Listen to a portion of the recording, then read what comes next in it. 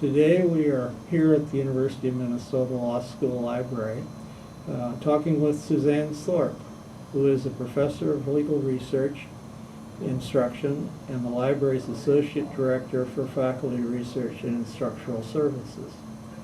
Prior to joining the University of Minnesota in 1987, Suzanne worked at Hamline University Law Library and at the Hennepin County Law Library. Suzanne, as is sort of our custom in these conversations, could you tell us a little bit about yourself, your life when you were young and today? Okay. Well, I grew up in a town on Lake Michigan in Wisconsin. Manitowoc is the name of it. Went to the University of Wisconsin for my undergraduate education and also for my library education. So I have my BA in Scandinavian Studies from the University of Wisconsin-Madison, as well as my library degree. And let's see, I had the opportunity as a high school student to become an exchange student as an AFS student, and I was sent to Sweden for 1 year, which had a huge impact on my life. As a result of that trip, I became very interested in Scandinavia, all facets of Scandinavia, and really enjoyed it. I went back and studied as a junior in college also for a year in Stockholm. And my degree has, been something that I've enjoyed having for years. Mm-hmm. However, there is not too much you can do with the Scandinavian language and studies, language primarily, literature to some degree. And so that's why I became a librarian, actually, because after working a few years after college, I worked in New York City as a program assistant at the American Scandinavian Foundation there. I realized, well, I could be an office person here for years if I want, but maybe I should go back to school and apply my language skills some way. So I decided I could become a Scandinavian bibliographer. That was my goal in attending library school, and pretty much expected that's where I would end up, doing something at a university somewhere. And the opportunity during library school arose to work at the University of Wisconsin Law Library. So I did that a year while I was in library school part-time. And that also made a huge impact on my career development, because after that, I never left law libraries. I became a law librarian subsequently. I mean, not initially, I was just, a library assistant, shelving books, checking materials out, and so on. But once I moved, my husband and I decided we would move to the Twin Cities from Madison, just because in 1974, when I finished library school, there just weren't a lot of jobs in Madison, anywhere actually, pretty much. And so we thought, well, there's a lot of colleges and the University of Minnesota's here. Probably there's more opportunity for me, at least, to find a library job. And he was going to continue in graduate school. He had just finished in Madison with a master's degree and wanted to work on his PhD here at the University of Minnesota. So we decided to move here without jobs, period. And of course, when I started looking for a job, the first job that I found was in a law library. And it was just, I looked at public library jobs and other kinds of jobs in colleges and so on. But they said, oh, you've worked in a law library. Wow, we could use you. So that was a very interesting job, because I came to Hamline, before it was Hamline Law School. It was called Midwestern School of Law, one of these fledgling schools, for-profit schools that was basically moving from building to building, and the books in the library were put in boxes in somebody's car trunk, and there weren't too many of those. So, but in 1974, they had decided to lease property at Hamline University, this Midwestern School of Law. And so a dormitory was vacant, and so our library became, the law school actually was in this dormitory, and the basement of the dormitory became the library. And whatever books they had, they said they needed somebody to catalog it.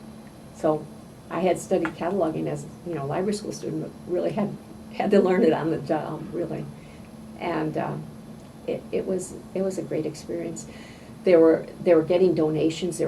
I went out and got books, including a collection of burned books in a mansion from the State Law Library. They had been in a fire somewhere in a warehouse, and they moved him to the law school I was working at, moved him to a basement.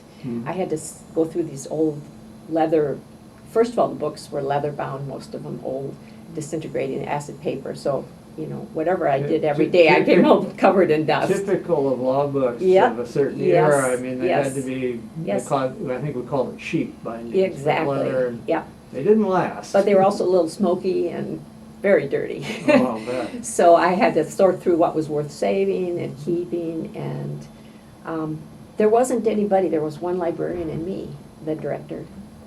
Her name is Beth Schneider, but I think at the time her name was, I forget what her name was back then, Kelly, Beth Kelly. I haven't remembered her. And so, you know, it was a great experience. You did everything, because there was nothing there. And so we learned how to do cataloging. It was in the days when you had to go to look at the National Union catalog and create typed records and shelf lists. I mean, I learned everything from scratch. Nobody around to explain it or anything. It's just a matter of figuring it out and talking to other people who were doing it.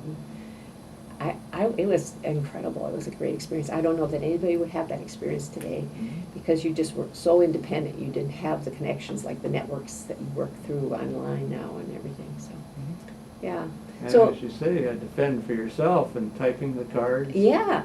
We had at one library in that era where I worked, we got a little tiny mimeograph machine. You typed the first card and then made a stencil and made all the subsequent cards with this machine, and that was a real labor saver for the days of photocopiers and Exactly. today's technology, Yeah. of course. Anyway, that job evolved. The law school became part of Hamlin University. It got its own building. I was involved in the designing and helping plan that building and the move. Moving, getting things on the shelf. Once we had a collection enough, you know, we were buying books too as well as getting donated books. And to figure all that out and then get ourselves set up with a utility, OCLC at that point. And after 9 years, I became the, I would say the assistant director. I was head of technical services, but basically had the longevity to be sort of more in charge. So I knew all kinds of stuff about technical services and administration. And then there was a period when our director left and they were looking for a new director for 6 months. They asked me to be in charge of the library. So a lot of things just fell in my lap. I don't know. I just learned, you know, as from trial and error, and things, you know, happened. But I did decide after about 9 years that cataloging was fun. I enjoyed it. I had mastered it. I didn't want to keep doing that forever. So I thought, well, if I want to become a reference librarian, which I do enjoy working with people and problem solving and helping people especially, you know.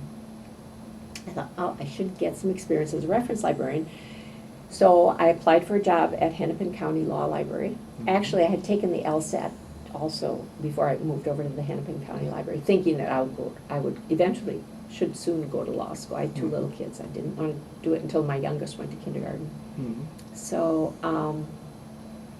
but then I took the job at Hennepin County, so I decided I had a commitment to them for 3 years. That was an amazing experience. I mean, in the old days at Hennepin County, there would be 500 people a day through the door, and they didn't have online resources, so they did come to use us and the library. I don't know how many questions I answered. Well, I was really green. I still remember panic, you know, the first two questions that I had no idea where to look, and here's somebody waiting for you, and you have to be efficient and professional and all that. It was a hard learning curve, but boy, you know, afterwards I just thought, man, I know so much. 3 years of doing that, I felt burned out, and I decided, well, I'm going to go to law school now. I got to get this done. So I have that public service background now too, as well as my technical services background. And I was admitted here at the University of Minnesota. And at that point, Kathy Price was our director. And she was so delighted when she found out I was coming to law school here. So after my first year, I started working in the library. And I worked the next 2 years of law school part-time. And I did cataloging too, because they had, now this is where the Scandinavian piece falls back into the picture. The first few years of my career, I thought, well, it was a nice idea to go to library school and become a Scandinavian bibliographer. Actually, I turned down a job just doing that. Mhm. Madison, University of Wisconsin, had an opening. There are a few places in this country that actually have somebody like that. Mhm. And when I applied for it, it was after I'd been in the Twin Cities a few years, and I thought, oh, you know, I just can't pick up and leave again and go back there. So I stayed in the law library field. But then I come to the University of Minnesota in 1986. I started. And I learned that this library has this phenomenal Scandinavian collection. Over the years, it's been, you know, partially through depository status from some of the Scandinavian countries, Mhm. Swedish particularly, which happen to be the language I speak. And so Kathy Price said, well, we need you to catalog, because we had all these books waiting for somebody who knows the languages. So that was like, fell in my lap. So while I was in law school, I did cataloging on the, I don't remember how many hours a week I did, but it was up to me to do it, because there was, you know, I was one person who I knew how to do cataloging. I'd done it. Yeah, They were so happy to have a trained could read cataloger. the stuff. Yes. So that turned into a really nice experience. I also did reference, because I had some substantial reference background by the time I had left Hennepin County. I mean, I working with, you know, people daily, hundreds of questions all the time. So then I think I did Saturday reference here for a while, and maybe some other daytime reference, but, you know, mostly it was on the weekends, I think, while I was a law student. And actually, after my second year of law school, I went to Uppsala University in Sweden to attend a program, an exchange program. We had at that point a summer program over there. Mhm. While I was there, I worked with the librarians there, and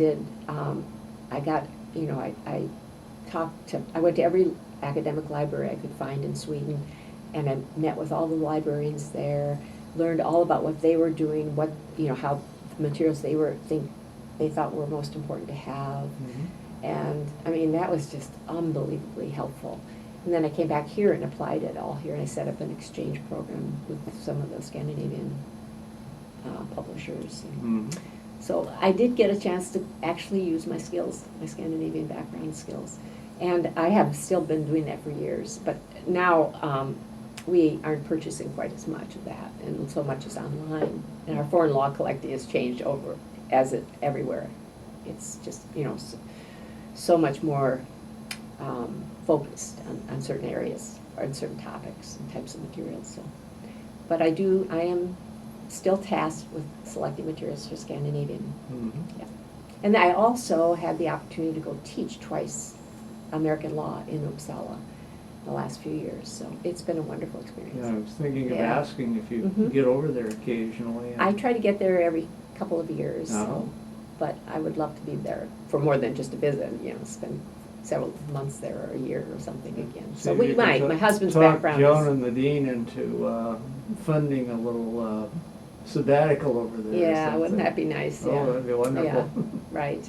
I did actually produce an article as a result. They did fund, I did get a research grant to go over and do some more research and write an article on online.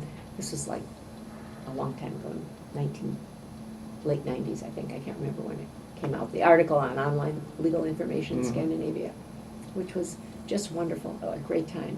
Researching that was fun. One of the questions I wanted to ask is about your publication background. Yeah. I noticed in doing the background research before we put together this conversation script that you've done a fair amount of publication. Could you talk a little bit about that? Maybe Sure. mention specifically some of the items. You've mentioned one now. Yeah, I will be happy to, but I wanted to say one more thing, Oh, and that please is do. that about, when I finished law school, by the time Mhm. I got, after, you know, two years part-time here, my predecessor, Tom Waxlin, he took a job as a director at Northern Illinois University. Mhm. And, I mean, it was totally serendipity that I happened to be positioned. I was just finishing library school, or law school. I'd had this experience, I worked here.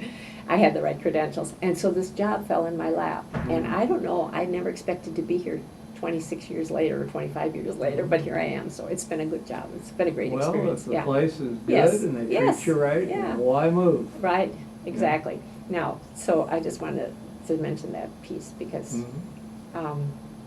actually, I've, lots of times been contacted to become a director, but I really like my job, so Well, there's I haven't always had been a any desire to shortage- change. A shortage of good director Yeah, talent, and yeah, I yeah. imagine the deans have been looking Oh, I at people know. at your level and experience Oh. most keenly. Well, they hoping- don't, I mean, now I'm probably not in the run, I wouldn't be in the running, but the director track these days sure goes fast. That's what I just can't believe how this newer librarians who maybe have just a few years of experience have already become directors. It's amazing. So, Actually, that was Yeah. common even when I came in. Yeah. Many of my colleagues came directly out of library school with law degree backgrounds Mhm. as well. And they became directors either immediately or within 2 or 3 years. I waited 5 because Mhm. I took 2 previous jobs and Yeah. got some experience under very established and very knowledgeable mentors. Mhm. But I was sort of slow. Well, I don't know. I have a lot of colleagues who probably were my contemporaries and started about the same time I did. Mhm. I mean, it took them maybe 10 or 15 years, some Yeah. of them, to be, as directors. But I was working 15 years before I went to law school, so, yeah. Well, But- now there again is a shortage of I know. director talent. Yeah, And I yeah. suppose that's what's shortened the period of, well, after one finishes one's education, before one perhaps Yeah. becomes a director, if that's the route they want to go. Yeah, I don't know. But I was a librarian first and a lawyer second, so and the librarian piece has always been my main focus Mhm. and interest, so, yeah. Now, publication-wise, that, I don't know if I should say it's serendipity there too, but in a lot of ways it is. People Well, ask me to do that's things. perfectly legitimate. People ask me to write things or. The fact is, you've done a fair Yeah. amount of it, and Yeah. that's something that many of our colleagues do, but not all of them by any matter of means. Right. It's, writing, especially, I mean, I don't know how it is with others, but I don't work just 40 hours a week normally. Mhm. And, just the regular work you have on your plate anyway, to be able to find time. And some places offer sabbaticals. We generally don't Mhm. here. People have to find time to do it on their own, and it's expected that we do it. Mhm. In terms, the librarians here at the University of Minnesota are on a track that's similar to faculty tenure track. Mhm. It's called continuous appointment. It's very, I think there are some of the schools out there who have, something, this kind of status. Yes. But we have the job security, same job security of a person with tenure. Mhm. Our requirements are slightly different, but it's a 6-year peer review. Mhm. And one aspect of what they're looking for is scholarship. Mhm. And over the years, I think it's become more emphasized than before, both professional service and other contributions, and what you do within your organization itself, as well as nationally and regionally, all that is considered. I think that is such a good way to go, but I know a lot of schools can't offer this kind of tenure. I mean, that job security, they need the flexibility to get people in and out when the money's tight. And of course, there's a tremendous move currently underway in the Yes. accreditation Get rid of tenure. program to eliminate the requirement Yeah. that faculty, that Mhm. even Right. normal teaching faculty be tenured Right. personnel. But You know. that has something to do with how much you write, I think in a Mhm. lot of ways, because there is an expectation that you are going to contribute that. You're going to make, you're going to write something that people want to read. Mhm. I'm Well, not sure that's you true in my certainly case. have, No, Yeah. but I started out, with the usual book reviews. Actually, how it started for me was I got programs accepted during the AALL annual meeting a few Mhm. times early in my career. They were early, I think, had to do with OCLC and RLG and, the cataloging Mhm. side of things. And some early technology programs. And as a result of those, it turned into articles sometimes, you know, and that was Mhm. good. So or service on committees sometimes ended up with a result of some sort of product, like a publication of some sort. So that helps a lot. But otherwise, other opportunities came my way where not, like a faculty member asked me to co-write something. Mhm. And, or as a result of writing something for teaching purposes, Mhm. then you can package that new way into a publication that might be useful to other people. So those are sort of, somebody asked me to write a book. I didn't have a clue I would ever write a book. It was just, I got called up by this editor one day and said, "You've been recommended, would you be interested?" That's the one on Minnesota Legal Research. It's part of that Carolina Yeah. Press Academic Press Yeah. series, which I thought was, I said never again. When I was done, I was so exhausted. That would be a fairly But no, substantial undertaking. And the interesting thing of that one is you sort of have to follow this template. I mean, they Mhm. have a model. They want every book to come out looking similar. Sure. And it, you know, it's for good reason, but it was constraining, I found, and difficult in some ways to make it, you know, put things where they Mhm. wanted them. But, you know, I learned, even though I consider myself pretty expert on Minnesota legal research, I learned a whole bunch of stuff. I mean, so that to me, in addition to sharing your own knowledge with others, Mhm. you actually enhance your knowledge as a Mhm. product of writing something or presenting. Oh, very definitely. Yeah, I mean, yeah. Oh, you man. have to know your subject, Yes, or teaching. it shows. Yes, but I mean, you do. You think you just don't take everything for granted. You look around more, and you're Yeah. thinking more, and I think it can only be good for ultimately for the body of knowledge we have. So I don't think I've contributed anything outstanding or, you know, totally new and different. But sometimes it's more of the same. You know, you just add something to it. But I I did. think your peers judge you differently than Oh. you may yourself. Oh, really? Well, Yeah. that's nice to know. But Mhm. I do feel good about my Scandinavian stuff. That one Mhm. article I wrote, even the librarians in Scandinavia use, now it's really out of date. It's way, you know, it was like a slice of history there. But that thing I found used or cited by Scandinavians. So that, I thought, wow, you know, they're looking at my stuff, and I'm not one of them. But anyway, so I don't know. But I have this sort of like, part of the reason they're so eclectic, you know, I have so many Mhm. different things, is just different things I've been involved with, not necessarily my choice or Mhm. my plan to, you know, to write about these things. So. Well, you've sort of, I can see the logic and background leading up to the publications you've talked about, but you've done some in an area that's sort of a little different, and that's the tobacco litigation. Oh, So okay. talk about how you sort of got Sure. involved in that. Well, a little bit about Minnesota, that, there was, you know, Minnesota was involved in this litigation, and along with a lot of the other states, if exactly, not all of the them. attorney, yeah, right. But we got this huge settlement out of it, and some of the librarians at the university libraries actually contacted me Mhm. and said, "We want the legal side of this. We want you to explain some of this and help us understand." I thought, wow, no, tobacco. I don't smoke. I don't know anything about tobacco, but I did, you know, I did step up to the plate and try to find out. And actually, it was collaborative. It was really nice because we got different, their aspects were added into it. It was in a reference publication. What's it called? Reference Quarterly or some non-legal Yeah. publication. Yeah, I'm yeah. not sure, I don't even chance and get Yeah. the title completely Well, mixed up. it's somewhere on my CV here, but Yeah. and so that was fun. I think maybe it was Anita Anderson at the Attorney General's library. I think she wrote a little sidebar for it too. Mm.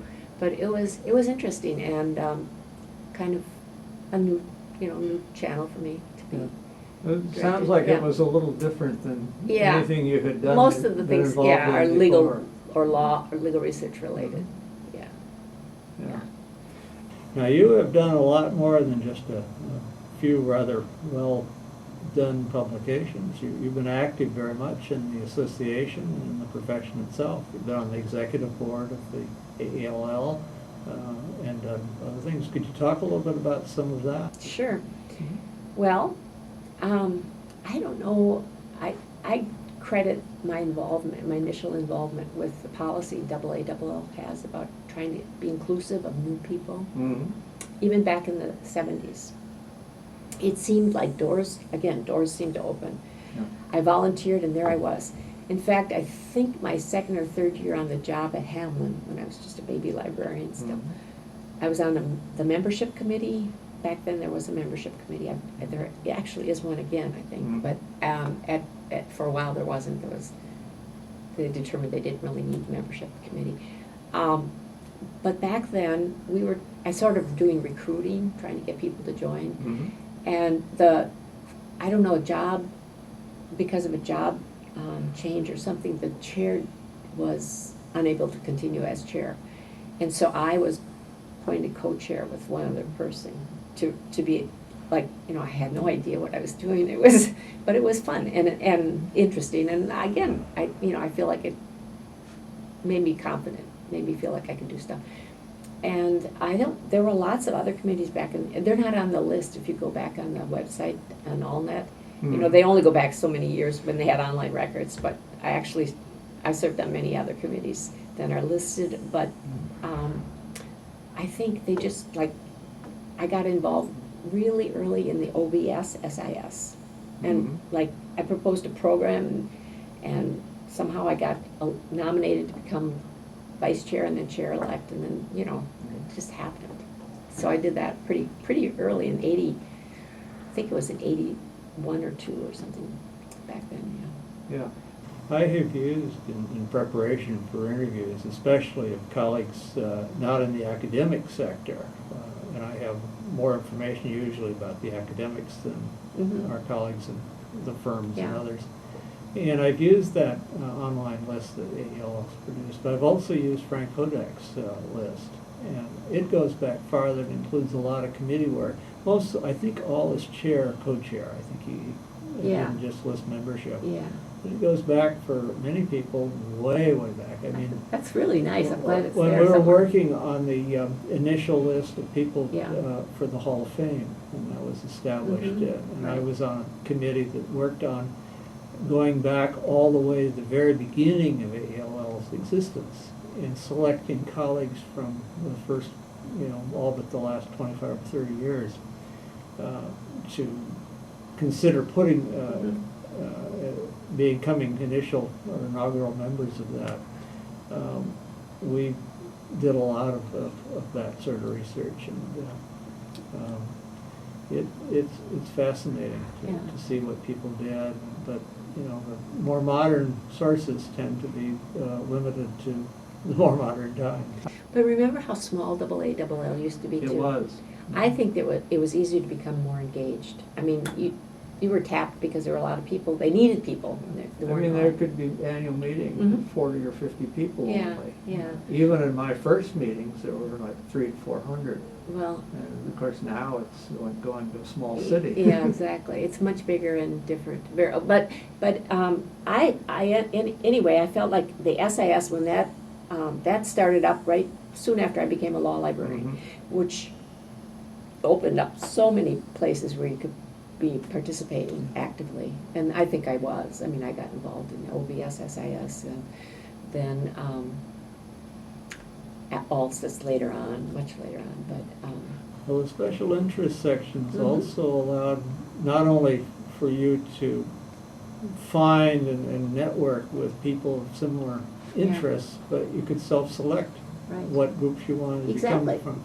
You were interested in the committee era.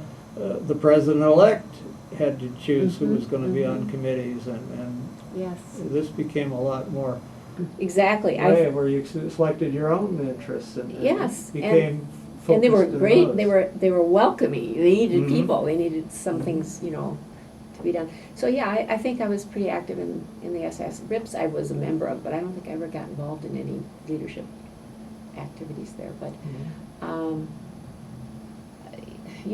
I don't know. So anyway, you wanted to know about the executive board. I think was your question, but.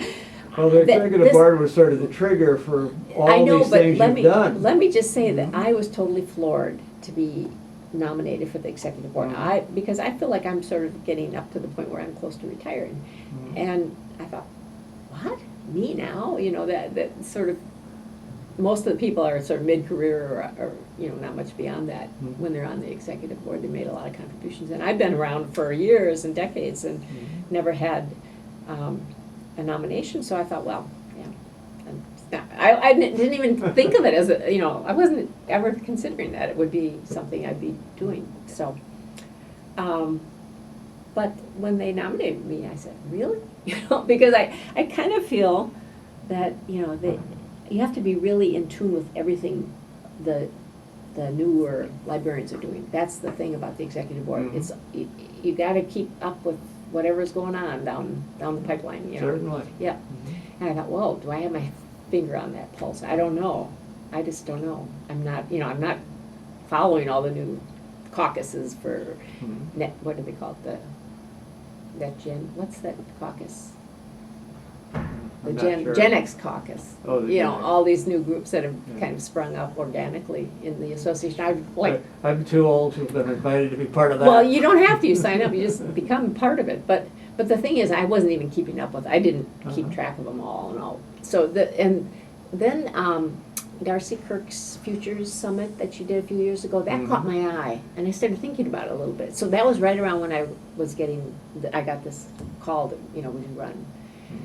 And I thought, I should learn. I want to learn some stuff. So actually, that's my motive for being on the board is, you know, more that, wow, I you know, I'll get a lot out of this. So anyway, it turned out I won, which my you know, I don't know.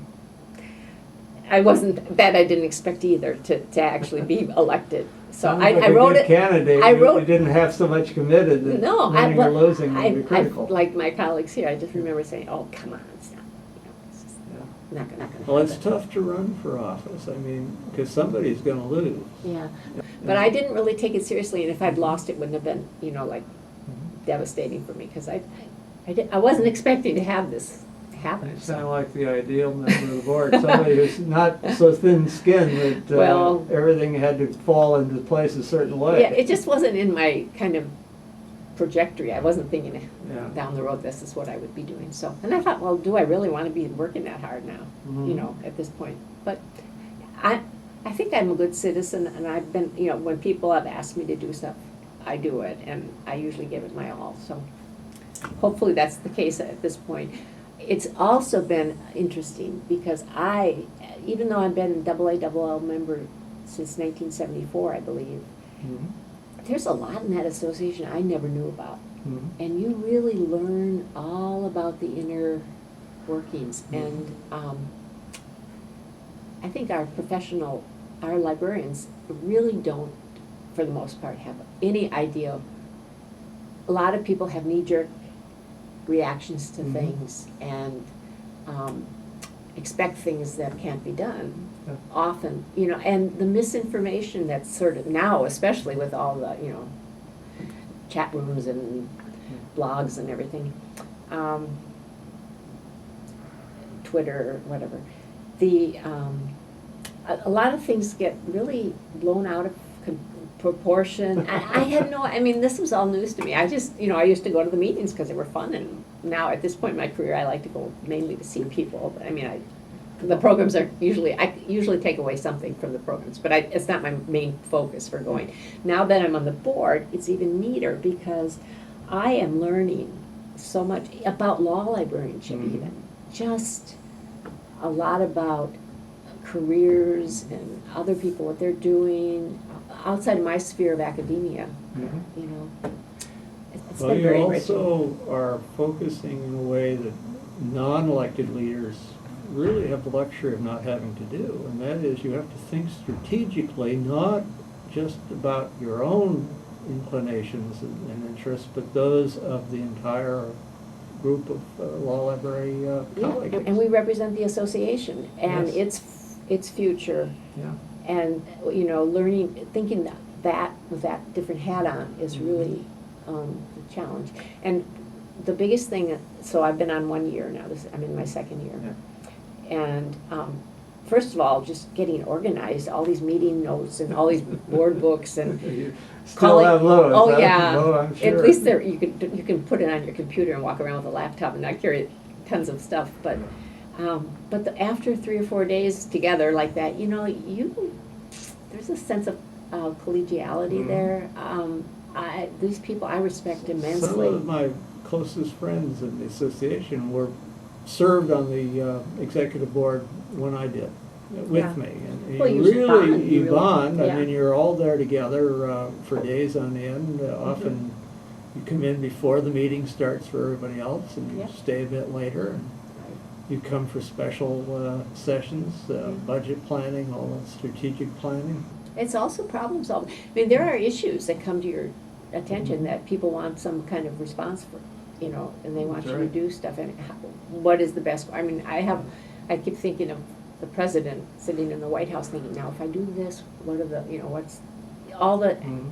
outcomes you have to kind of analyze Yeah. and think. But I have utmost respect for the headquarters staff. I'd never met half of them before. I saw their names on things, but actually meeting them and knowing what their jobs are, how committed they are, our organization would be nothing without them. They really do work It'd hard. be very different. Yes. And being an executive board member would be very different as well. Oh, in the days of Babe Ruth, so I don't know how the board had, you guys were just doing everything yourselves. Yeah. But we get a lot of support now. Well, I was fortunate in that we had begun to build the headquarters staff, Yeah. even the first time I was on the board. And we had an executive director and hired a program person. Yes. And, so it was beginning. But Yes. the idea was literally to empower more of our colleagues to be able to accept nomination for those elections, Yeah. stand for those elections. Because they could manage to do it on the side. That's right. It didn't become a full-time job. Right. Because you already had one of those. Yes. It became manageable. Right. But it still was not the easiest on occasion, especially if something out of the ordinary occurred that was itself controversial. Yes, and those times come and go, but, Yes. yeah. But they have also, they do a lot of training, leadership training. Yes. And the strategic planning, there's an expert facilitator who's really good. I mean, so I think, Well, this is an they- opportunity I would never have had, understanding Yeah. how you do these things. Exactly. Yeah. I mean, you come to the board initially. Yeah. You Representing don't- yourself. Yeah, your background Yeah. doesn't include that kind Exactly. of leadership, and you are going to become a leader in the strategic sense as opposed to the everyday management sense. That's why we have an executive director.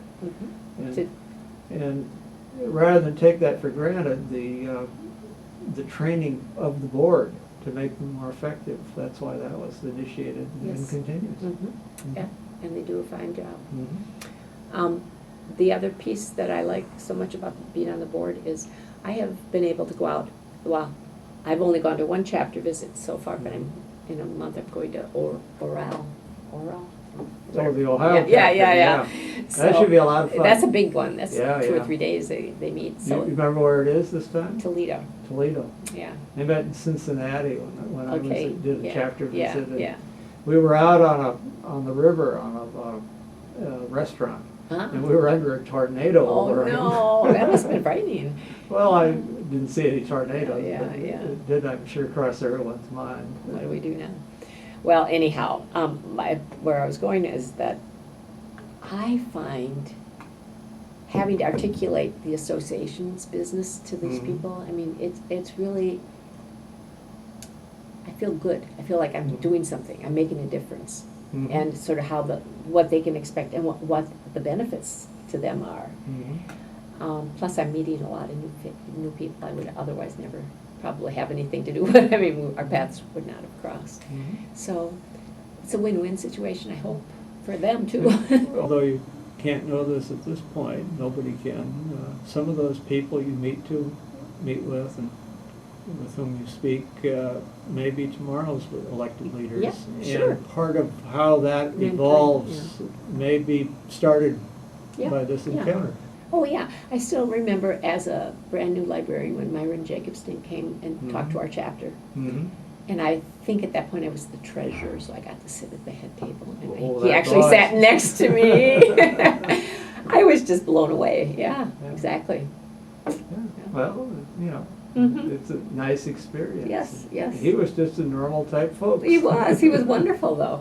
And, you know, I thought, wow, somebody like that. And he's so important, you know, and he's such a nice person. And, yeah. As we've talked a lot, and as we sort of near the end of our conversation, I'd like to ask if there's anything that we haven't talked about that you'd like to discuss.